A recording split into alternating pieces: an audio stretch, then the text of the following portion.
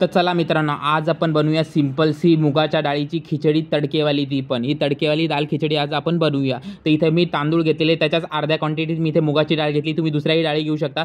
कढईमध्ये तेल गरम केले, त्याच्यानंतर ह्याच्यात जिरं टाकायचं. जिरं तडतडल्यानंतर ह्याच्यात हिंग आणि हळद टाकायची मित्रांनो. बस सिंपल सी दाल खिचडी. आता ह्याच्यात डायरेक्ट आपण तांदूळ आणि मुगाची डाळ, तुम्ही डाळ दुसरी पण घेऊ शकता आणि तुमच्या कन्सिस्टन्सीनुसार तुम्ही ह्याच्यात पाणी ॲड करा. तुम्हाला जितकं पातळ हवं आहे, जर तुम्हाला पातळ आवडत नसेल तर थोडं पाणी कमी टाका. आम्हाला ही कन्सिस्टन्सी आवडते, त्यामुळे आम्ही एवढं पातळ खातो ही डाळ खिचडी मित्रांनो.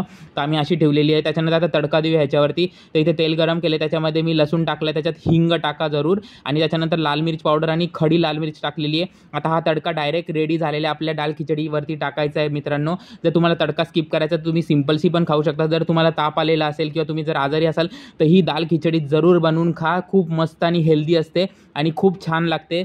जर तुम्ही चॅनलवर नवीन असाल तर प्लीज सबस्क्राईब करा आणि भेटूया नवीन व्हिडिओमध्ये.